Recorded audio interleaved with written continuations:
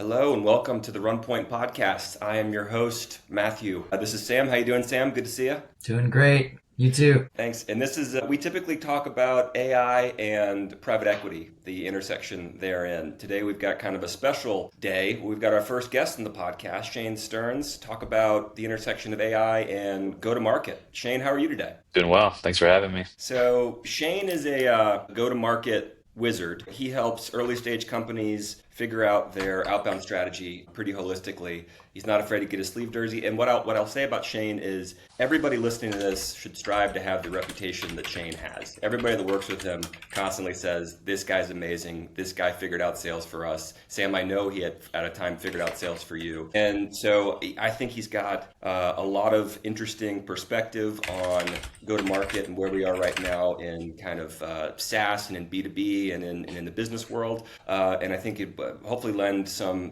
great perspective on how to better use AI or where not to use AI. I think we're open to either avenue today. Talk about the potential and where we are, where the reality is. And I think generally to structure the conversation, how to make outbound not suck using AI. So let's not make it worse. You know, if we can do more. I know we can do more. But if it's more and it's less effective, let's definitely not do that. So how's that sound, gentlemen? Sounds great. That sounds great. Looking forward to it. All right, my first question for you, Shane, is I'd love for you to talk about the eras of outbound sales. So what you've lived through and sort of the defining headline of what drove that era of outbound sales, what worked best in that era, and what stopped working in that era. Sorry, in which era? Oh, just from the beginning, from the eras that Yeah. So when I think back to the beginning, it's like the days of early days at Mutual Mobile with Sam, but it's let's buy Zoom info. Let's get a gigantic database and let's send out just massive amounts of emails, maybe some calling, right? Um, didn't require, no one was really talking a lot about personalization, customization, because there was a sense of like, then our email inboxes were very different, right? Like you might actually pay attention to emails coming across. Yeah. So I think that was, I think that was like the early days of like, like a spray and pray approach, like could be generally effective. We weren't like thinking like, oh, what's their latest fundraising round? How many jobs do they have open? What could their needs actually be? And there was a lot less like threads of like unique technology running through the currents of industry. Whereas like when early days when we were selling mobile apps, right? Like that was kind of like it. Like mobile apps was like the new thing, and there wasn't like another new thing, and there wasn't like 500 new things. And it was also really early on, or maybe predating the world of SaaS, where as an industry, like SaaS is a real industry now. Like it's a very real industry. There are tens of thousands of SaaS companies at any given time and in all different stages and providing so many unique opportunities for businesses to like buy software, buy things. And so if you like roll back to time 15 years ago, there were just like not as many options of like things you could potentially buy or consider buying. And so like the waves hitting the shore of like innovation were just kind of like fewer and far between. It was like kind of a delightfully simpler time. And, we just, having a couple of guys with a few sending emails from their personal account and dialing from their personal cell phones was like more than enough in those days. Yeah. I miss those days. They were so easy. It was like you Yeah. just throw more resources at the problem and the leads would come in. Yeah, exactly. I think that having more time for like the era was longer is one way I would put it as well. I like the whole Yeah. mobile wave lasted for years, like at least half a decade of just like you had a thing that people wanted to buy. If they weren't buying now, they'd probably be buying in a year from now. So that same list that you got off Zoom Info was still good, Yeah. just continue to Yeah. hammer it for quite a long time. And I think that is no longer here. So what came after that? What was the next era? Yeah. So I think the next era after that was Sales Loft. What was the other the a Sales Loft competitor that did better? But the whole era of sequencing. It's the idea that, well, we have a lot more people doing outbound. We have a lot more people doing outreach. What we need is this perfectly designed 14 touch sequence, of call, LinkedIn, email, call, LinkedIn, send them a gift. And people bought into that like crazy, as if somehow there was like some magical, like, Morse code or something of the right combination of things and cross-channel touches that was going to unlock, the treasure chest of, an opportunity. I personally never really fully bought into that because it was just like most of the emails and calls are getting ignored.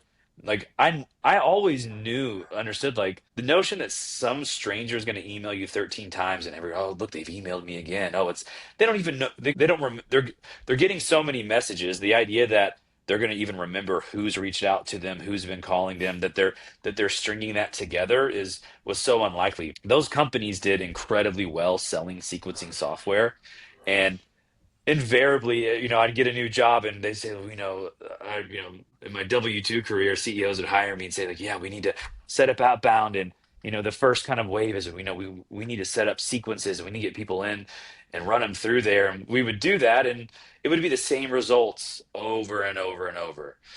High open rates, low response rates. And, at the end of the day, like I would always err back toward like, we need a small list of accounts that we're being really intentional about. And that was also when like that distinction of the AE, the account manager, passing it through like the predictable sales model. It really did work in a lot of ways, but with the distinction of SDR, there was just like a massive flood to the market of all these companies saying we need SDRs, we need to doing outbound, and that's where we started to hit that point of like now everyone's getting overloaded, everyone's getting desensitized to the Yeah. amount of emails they're getting. People are picking up the phone less and really like not driving different outcomes, Yeah. for the most part. But people are always looking for like, what's the new thing?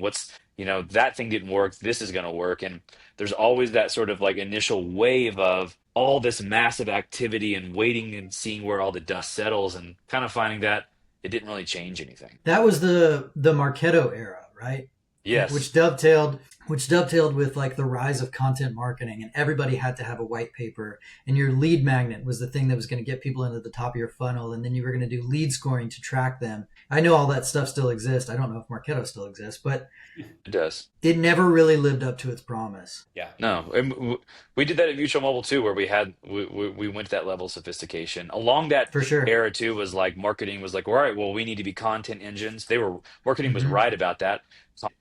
Is huge then, it's huge now. It's never not going to be. It's the requirement of how much content has to be made now is just overwhelming to me. What else were we going to do, right? Make a bunch of content, do a bunch of outreach, right? Like that's still Yeah. like Yeah. I talk to like clients all the time and they're like, what's a new thing? I'm like, there's still only two ways to get in touch with people. And it's all on their iPhone. It's going to be in their email, right? Or it's going to be on a phone call. And, like that's not changing. There's only a couple ways to get in touch with people. And so all of these ideas and innovation is still filtering into we've got a few ways to get in touch with people. Yeah, I would call that era like, I don't know, maybe it's a sequence era, but it's the ad tech era as well. It's all of a sudden every organization has to buy levels of software that require engineers to configure for you. And so your Yeah. sales team now needs sales engineers, needs a whole dedicated team to either Yeah.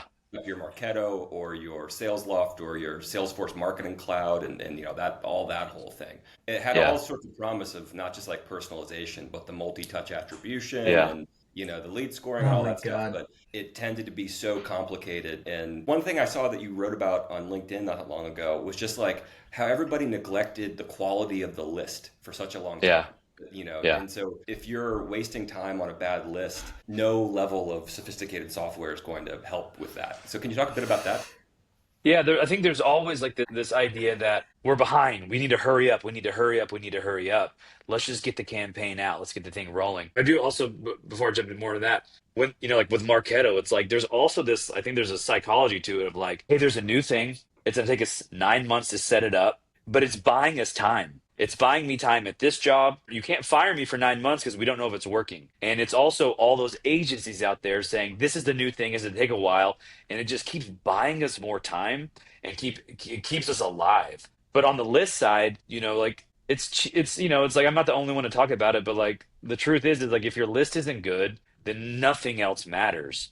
And so the kind of like, well, let's just buy the list on Zoom Info, or back in the day, let's build a data scraper for LinkedIn. Remember when we could do that, Sam? Like when you could actually just build a basic data scraper and get all the data you want for LinkedIn, kind of figure that stuff Oh out, my and made god. it harder. Yeah. It's, like we'd love to personalize this email, but we just don't have time. We're behind, we're behind, we're behind. And so just that kind of sense of urgency in the way that, like, there's also the mentality for all tech companies is it's all pixels. It can all be measured, optimized, and changed. And so let's just get something going. And so I remember, I think it was like a year and a half ago, maybe 2 years ago, right before Clay and all that stuff really popped onto the scene. I actually had a customer a client I was working with a while, like a little over 2 years ago, trying to get me to use Clay, and I'm saying, what the hell is this? Like, this is insane. I've never heard of this. And it just seemed silly at the time. But I had this idea of like, I remember I was like at the gym one morning. I was like, man, you know what? Like consulting, and I'm always thinking of new ways to position my services. And I'm like, I'm actually going to start selling people on going slower. Mm. Like I want them to get excited about going slower because it's such a novel concept of like, and I even bought the domain slow list just in case. For me, it's more of like it was just flushing out the idea. I don't need another domain. I'm a consultant. But the idea that like I go to a CEO and say, hey, you can go rip that list off of Zoom Info and get the same results, or we could just accept that for the next year. We're going to be slowly building a truly accurate, comprehensive list of your TAM. And every few weeks, we're going to have a few hundred more. And every quarter, we're going to have another 1,000 more. And by the end of the year, we might have actually mapped out your TAM. And you can look at that list and say, that's my TAM. And it worked. People love that. Now, AI can, I don't want to jump too far ahead, can speed that process up now. But, it's still an issue. It's still the problem because with AI, it's speeding us up, but it hallucinates, it has errors, and we want to just jam it through the system, but it still takes time to make sure we're getting quality output. So, if we're coming out of the over sequence era, what are we in right now, or what are we moving into? Yeah, so I think play was the big reset, and it's bought us a bunch more time. Hey, we've got to do this Explain now. real quick what This is how the most dumbed down way. Clay is a spreadsheet interface to agentic AI. It's a spreadsheet interface to ChatGPT or a myriad of other tools that can automate something for you. And so the biggest thing that's happening right now is that like we crescendoed in this era of all-in-one go-to-market platforms with all that sequencing. Apollo really crushed it on that front. Oh my God, it's the database, it's the email sequencing, and it's a dialer all in one. It was so novel. And I remember clients coming to me and saying, hey, what about Apollo? And I don't know. Like, okay, now I see what it is. And then everyone's using Apollo, and their results are identically mediocre to pre-Apollo, right? Zoom Info is buying every single company, and they can do sequencing and calling, and we can tell you who's on your website, and then there was the intent. Intent was a big, really peaked and fell. We can tell you who's in market. We tested them all. It's total BS, right? No one knows who's in market. And when Clay came on, literally, I like it was just all those all-in-one platforms. They just shattered into a million pieces. So when you look at all of these, like these young guns, like the guys that are, the consultancy owners that are 26 and 27-year olds, right? And they're coming out there. Well, their tech stack is like 15 tools deep.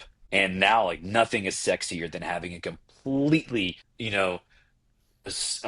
fragmented tech stack that they're piecing together like hackers basically. And so mm-hmm. Clay basically was saying, we don't provide you any data. We don't have anything. We're just the interface to where you can pull all these different tools in and bring them together because well sure like well I'm going to get my data off of scraping Google Maps, and then I'm going to find people on LinkedIn, and then I want to verify that email with this database, and I want to create the copy here. Well, there's like 19 different tools you might want to use to do that at the best possible way. Play sort of unifies all of that. That is, I think, really succinct and kind of captures a trend that I see all over the place now, which is like the era of all-in-one is gone.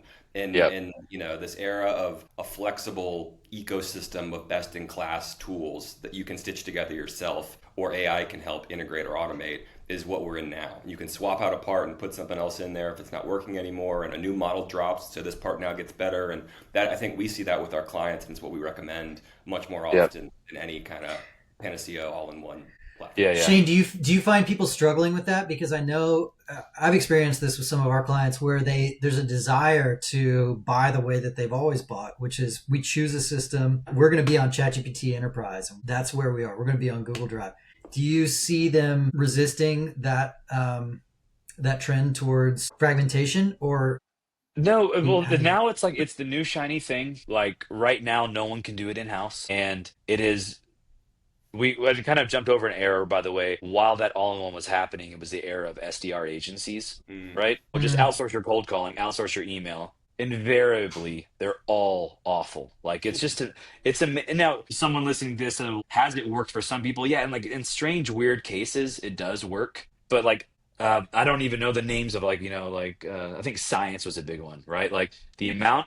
Almost every client has ever come to me. The 50 plus clients in the past 6 years I've worked with, yeah, they'd already tried an SDR agency and it failed. I had one client recently, he hired me at the same time as two other SDR agencies. I was like, just don't waste your money. And I was like, but I'll help you run the agencies fine. And they both invariably failed miserably, right? That era is gone. And so there's another force. I think that one of the forces driving the intense fragmentation is that it packages really well as an agency. Mm. I use 19 different mm, things. You'll never figure it out. Come hire me. yep. Yep. And just like any era of agency boom, there's going to be like a couple that are good and then a ton that are bad.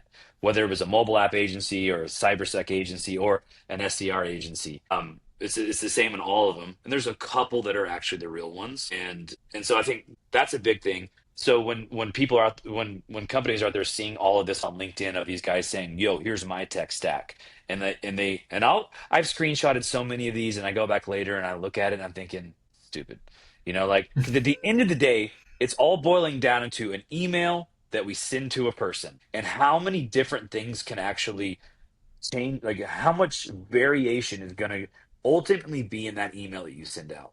Not that much. And the thing that still is that through line is, yeah, you need to like show them that you actually know who they are, right?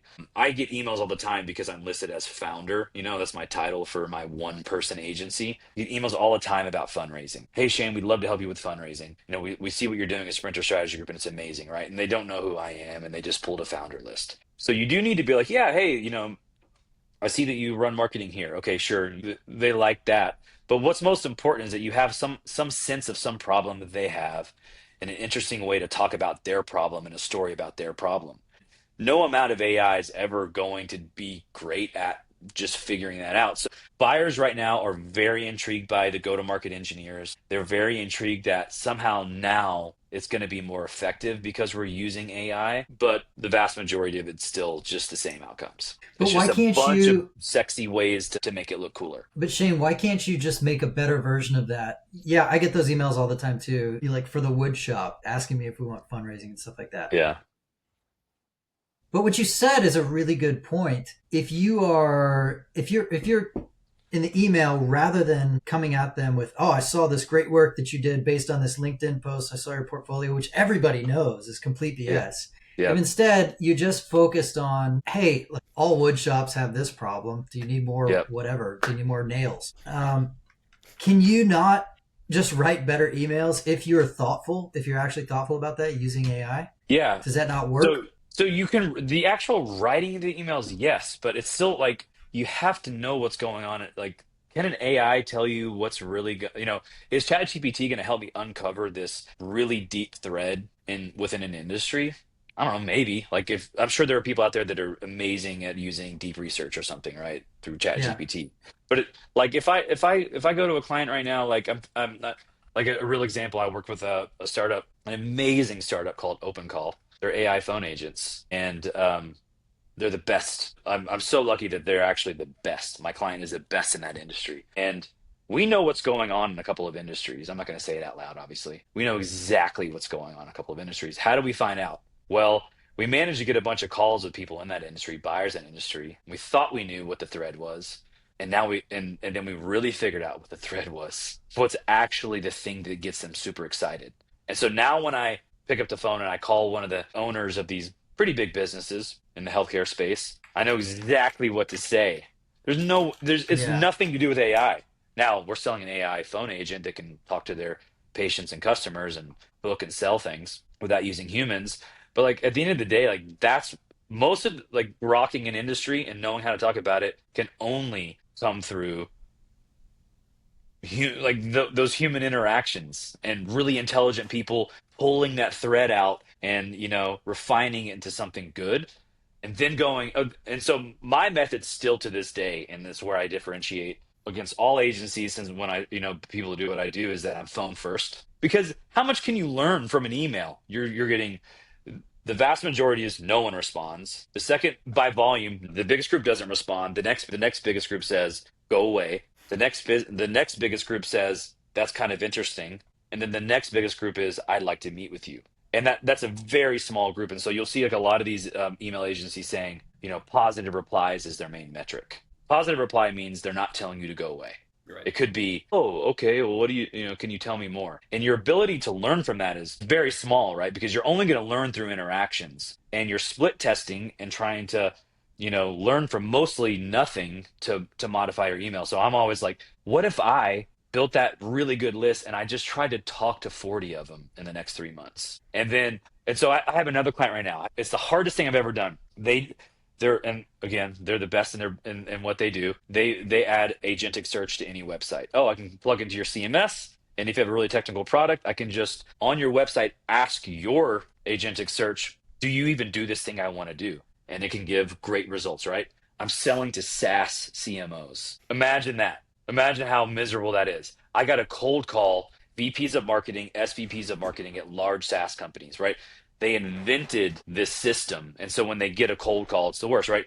If I'm to start emailing with them, the likelihood that I'm going to figure out what really hooks them is it's going to take me forever. But I had like 40 or 50 conversations. It was very hard to even get them to have a conversation with me. Then I figured it out. It wasn't the thing we thought it was. The four ideas that were going to resonate with them that we were going to put in email, it was none of those. It was two other things. And so then it's like, great, now we can go write an email about this. Now, there's probably some 26-year-old kid who's listening, might listen to this, or that if they would hear this, say, oh, I know a way to figure that out with AI. I don't know what it is, but like how else are you going to figure that sort of thing out without talking to these people or having some deep amount of industry expertise or interaction with people in that industry? So it sounds like the most important thing, and it's been the most important thing across all of those eras, is, I don't know, the hook, the actual value proposition, the Yeah. positioning of your elevator pitch, right? When you get somebody on the phone, and it needs to show insight and thoughtfulness, and that it's relevant to a problem they actually have. Yeah, it has to be all about them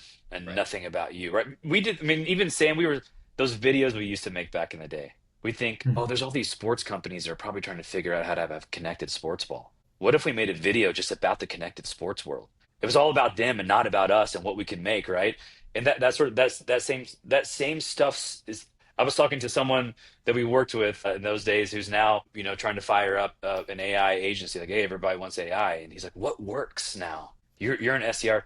What still works is understanding their industry and anticipating something about them and understanding a narrative that exists in their mind that they care about, that's all about them. It's the same thing that works. There's one guy that does outbound, and I can name drop him if you're interested. And I don't get a referral, even though I send this guy leads all the time, is actually good at this. And I watch his content. He's killer at content. You should get him on your podcast. He'd be a great follow-up to this.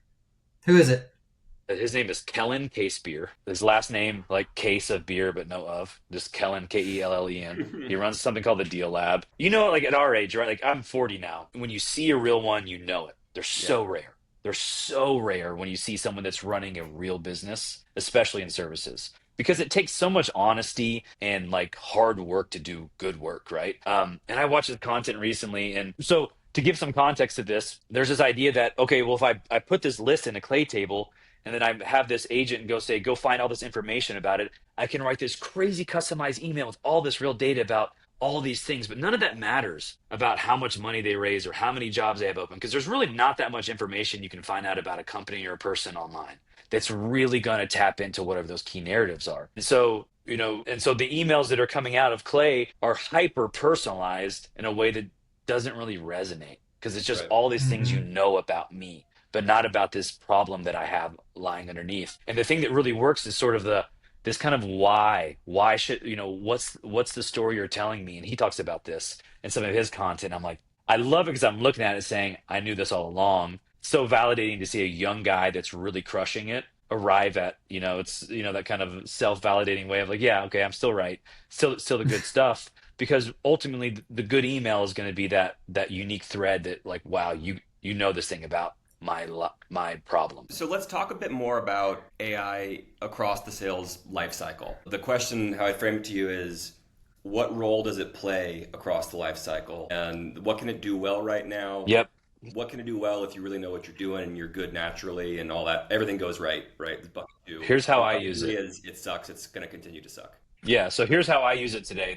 Here's how it does work. It can do a lot of the really tedious work that you don't want to do that takes you a long time. So an example right now, I work with a vertical SaaS company that serves only audiologists. Again, they're the best in the business. I don't know how I keep getting. It's so nice when I actually work with like the top software provider in a given industry because it makes my job so much easier. They're called Suno, Suno, and um I want to build this list of audiologists, right? I want to have every audiologist in the country in a list. Where am I going to get that? It doesn't exist in ZoomInfo or Apollo. It's not magically hidden in clay by some waterfall technique. It's on Google Maps. Okay, so Phantom Buster's been around forever. That's not a new thing, but it's kind of AI-ish. Like it's agentic, right? You guys know what Phantom Buster is? It's a No. scraper. Scrapers are agentic, right? Like a scraper is a thing that I'm telling you what to do, go do it for me, right? That's a loose interpretation. It's not agentic in the same way, but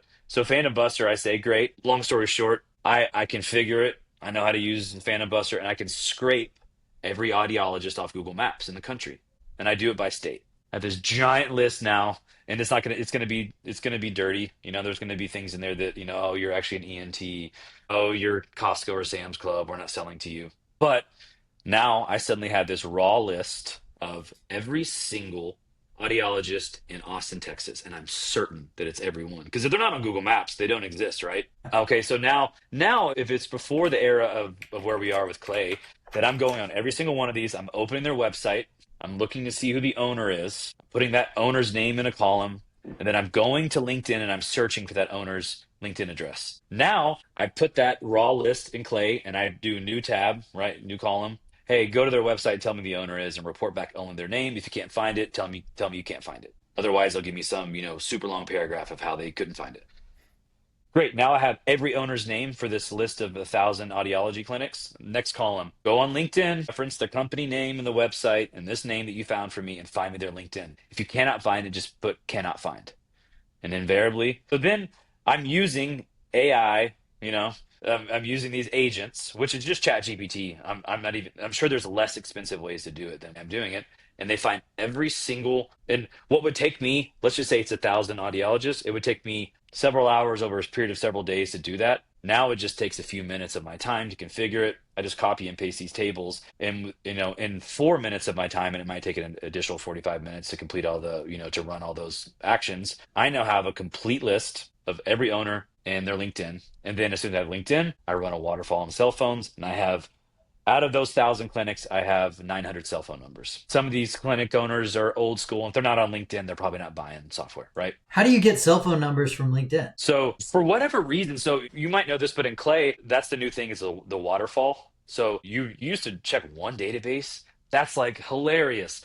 There's 9 different cell phone databases and it runs through a waterfall. And as soon as it Got finds it. ones, it doesn't Got run it. the rest, right? And so the number one thing that they can find a cell phone number on is LinkedIn. If there's any data point that it could reference to find a cell phone number, it's someone's LinkedIn profile. I don't know why, but that's the thing. You can also give it first name, last name, company, title, company website, personal email, like all these other things. But if they have the LinkedIn, it's going to find it. It's not perfectly accurate. It's 5% of the cell phone. Sometimes it'll be like, yeah, this is Morgan Williams in Seattle, but no, I don't own an audiology clinic. I'm Yeah, just an sure, sure. engineer. Sure, that happens, but it's far more accurate and comprehensive than any other database I've used. That's the number one way I use it is to do the work that I used to give to the remote worker in the Philippines. I Got give it. it to a Claygen, right? Right. So that's the way now that everyone should definitely be using it is to look at how do we build our lists and in other scenarios I'm building a list of I don't know, a certain healthcare niche, right? I need a list of, or even with SaaS, right? I got my list of SaaS companies. I want to find those people. Apollo's pretty good for that. Apollo has a lot of all the marketing leaders on SaaS, and then I pull them in there and I'll waterfall those cell phones. From there, I think the way that, Clay is being used is one, email verification is really big, right? Because we're sending huge emails. You can add in an additional column where I'm verifying their email. A lot of this is built into their waterfalls. And then, the guys like Kellen that are using it really, really well for email is they're saying, okay, well, based on a few other basic factors that we can find, like revenue and size and employee count and other publicly available factors, agents can go around and find all that data. I had another client where we were selling to med spas, and the thing that I really needed to know in order to write a good email to them is what's their current booking tool. So I'd scrape Google Maps, I'd put it in there, and I'd say, hey, go to their website, find their booking tool. I wrote, you have to write a good prompt, but I'm summarizing. Find their booking tool, report back to me the booking tool link. And then I could look at it and say, great, they're using, based on the subdomain, this tool. And once I knew what tool they were using, I could sell to them a certain way. And I'd also say, hey, tell me if they sell semaglutides, Wegovy. Because if they do sell that, if it's mentioned anywhere on their website, then I know that I can sell them this other feature that no one else has. Because because people have to get blood labs done before they can have a semaglutide. And so I would automate that basic type of research. So there's a lot of opportunities for companies, especially that are selling to verticals or selling SMB or lower mid market. A lot of agentic automation to go get that information about it, because that's an interesting thing is saying, because you guys are using this booking tool and you sell semaglutides, we know that you need to have this feature and that feature. We're the only one that has this feature. Would you want to learn about that? That's Gotcha. personalization. And that would be an example of something that doesn't take crazy amounts of industry knowledge, right? It's just Yeah. something that, all the other med spa booking tools don't have blood lab data passing back and forth, right? I think that's another unbelievable lesson in there, which is that like the role of AI is to make the already exceptional seller more exceptional, right? So like Yeah. you tell me what you do that works, and then the AI folks figure out how to get that faster, get you the information Yes. and things that you need faster, right? It's That's it's because that's not like doing anything that we could. All the things that we're using AI for now, I'll just say generally happening in Clay, are things that we could have always done if we had slowed down and been patient. Hmm. And that's never going to be the truth. There's never enough patience. There's never a high quality enough remote assistant in Philippines or Pakistan that will actually do it really, really well. So now we're actually doing a lot more of it. And honestly, like a lot of the agents are going to be the same quality as a human in the Philippines. There's a really cool company I know, by the way, called Hire Frame that I just met. They train remote workers in the Philippines. They put them through a boot camp on how to use Clay, and you hire Oh, them cool. and they're vetted out. And so it's almost like the combination of both. And all right. So to go back, list building A plus sounds like yeah, AI list AI building A first. plus. Outreach, personalization, and outreach. It seems like that's never going to be part of your shtick, and also it's completely oversaturated. Somebody writing me a highly personalized email never gets a response. So I'm Yeah. going to assume that that's not even worth going down Yeah, I path. mean, like some people, I'm sure people are doing it. I'm sure there are examples. What I think maybe more what I'm saying is like, what does personalization mean? It doesn't mean that I know 13 facts about you and then I can reference a LinkedIn post you had, because we all know no one's going around and reading everyone's LinkedIn post and then writing an email about it. It's more about, can I get useful factors about what booking tool you use and then use that to say, I know this, right? That's personalization. But the ultimate personalization is, I really understand your industry and I have this narrative about you, that I'm not using the word I and me and us and we and my company name about us. It's this really compelling narrative about you, right? And that's Have you used personalization. AI at all for like synthetic focus groups? I know that's a big thing in marketing these days of, Yeah, I have training the not. So AIs as personas basically and then asking them, infinite questions or I actually have a client that operates in that space, and their whole thing is real people are better, and they have a huge panel of their own. They're called Winter, and I have people coming to us all the time saying, "Like, we're looking at you versus synthetic panels," and it's sort of like, I think it's too early to know, because, like, how could the threads that are really going to resonate with them, are they going to show up in synthetic panels? Is there enough conversations they can find on Reddit? Because let's be real, where are they going to find the real deep conversations, Reddit or LinkedIn? I don't know where else they're finding that stuff. I think for certain things, so like basic preferences, if I'm a consumer food company and I want to make a new, jerky made out of, I don't know, mushrooms, like, hey, could I figure out, do people like mushrooms? I don't know. Do people like to chew, snack, salty food? Like, probably yes, but like for deep business stuff, like for B2B stuff, I would doubt that that those synthetic panels could be good enough. I will But say though, on it's personalization, also I've just seen, ridiculously difficult to get high-powered B2B executives to sit down for a focus group. So I think yeah. there's I know I'm familiar with Winter. I think they do great work. I think mostly though it's testing your copy on your website though, and they pay people to do that. I think they're branching out a bit as well. But Yeah. there's a really interesting company out there called Evidenza, which is the guys from the LinkedIn B2B Institute, and they create synthetic personas and do market research. But it's to solve this problem because it's really easy to get panels and focus groups for wide population, almost Yeah. selling to the C-suite, to your CMOs at SaaS companies, Yeah. almost impossible to get those people to take your $100 gift That's card to. that's what you think. Weirdly, they do. One of the biggest panels Winter has is CISOs and information security leadership. You Hmm. think those guys would never participate in this stuff, but they do. And it's not about the money, obviously. If I'm a CISO in America, $100 means nothing to me. For some reason, they like to do this stuff. It's Interesting. weird. Yeah, like selling a 100-person panel for brand tracking for information security. Yeah, do it every week. They do it every week at Winter. So CMOs, marketing leadership, it's almost like their favorite pastime is to participate in this stuff. They love it because they want to see, you get to see someone else's ideas in the works, Hmm. right? It's kind of like irresistible to them. But one thing I will say is, the other personalization aspect of it is I know all these things and I don't want to sit there and write a bunch of emails and write all the variations. There are some really creative ways to add a few extra columns in Clay and hey, so people use Smartly, they use Instantly to do, I can buy a bunch of domains turnkey and fire up high volume outbound. And when I'm going into Smart Lead, I'm basically, like just like you have first name input and company name input, right?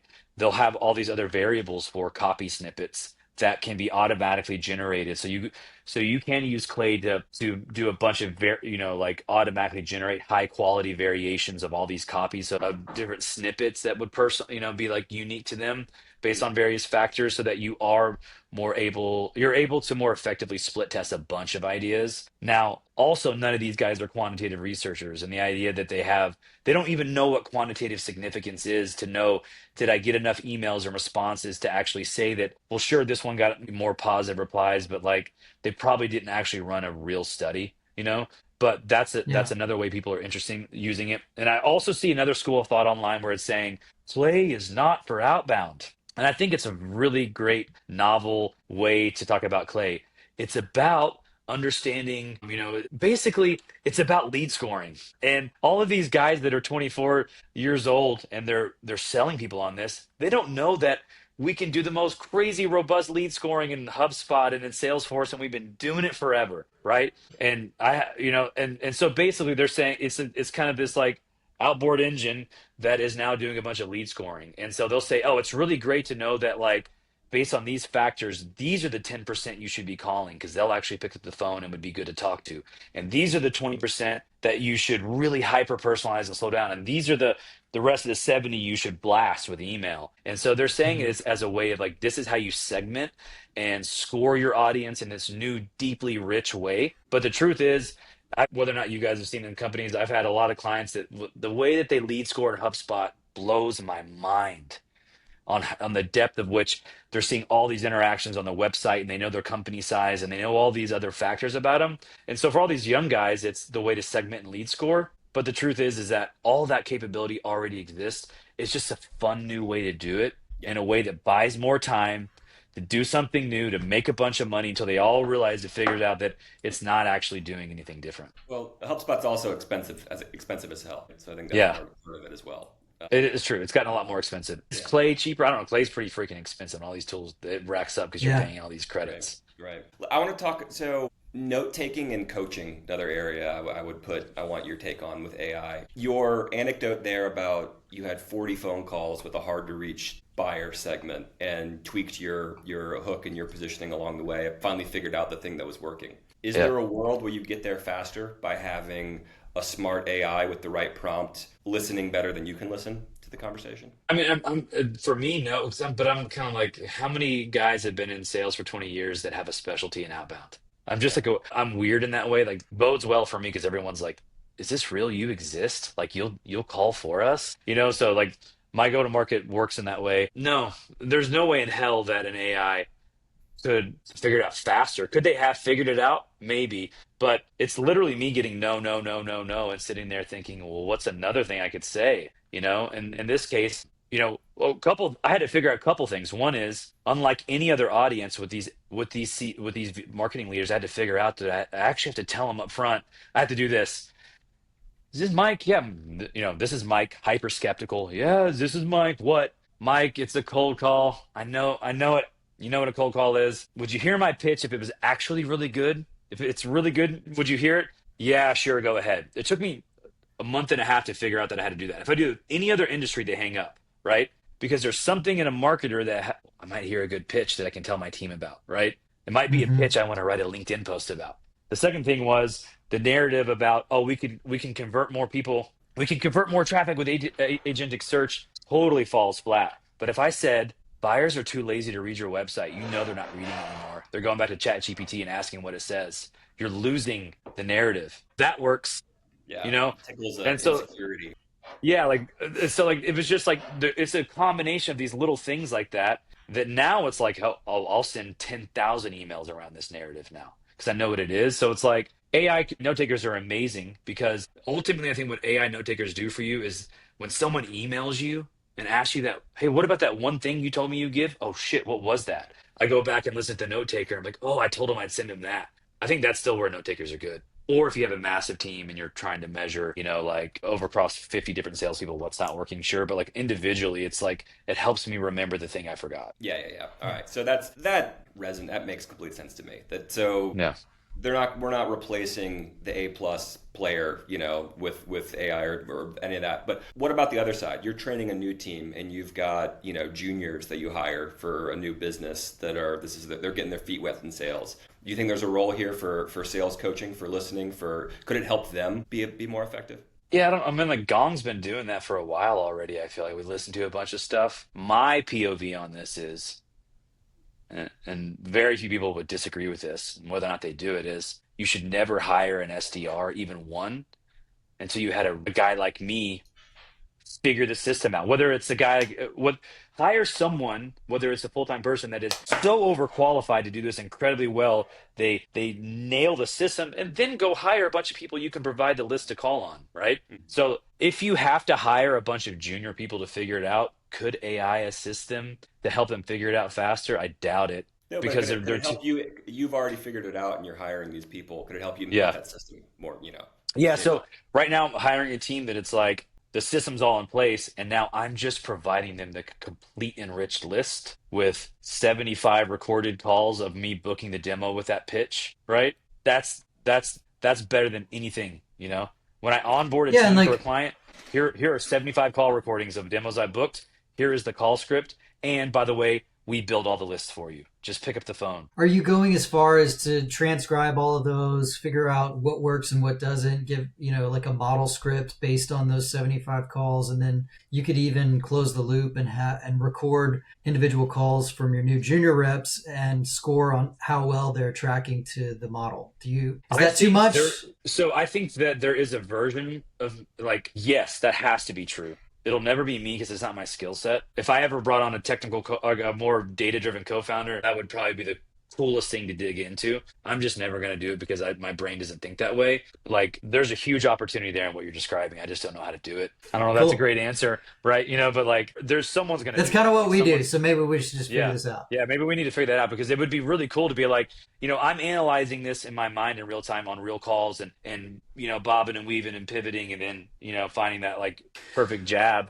Well, But like, I mean, but yeah. honestly, what I was thinking while you were saying all this stuff is I feel like an idiot for not running all of our calls that we have. We have, I don't know, 5 calls a week, Matthew. And I feel dumb for not running our calls through a central system to figure out what our clients' pain points are. Like, I know I could tell you off the top of my head, but for me, it would be so valuable to say, hey, across all of our calls, this is what keeps coming up. And here's a way to frame it, which I feel like AI could do pretty well. Here's a way to frame it that is just concrete. tangible, and concise. And that would be a 1-day project for me to wire up. And so like I'm really inspired to do that. But I don't know if this is me jumping off into this technical end that may or may not actually provide value. It'll be interesting to see. I think I may do it. Yeah. Into the sales process, like once you're in there selling, I think that's, I mean, again, I don't know that Gong is up to speed, but like the whole idea of analyzing the sales process and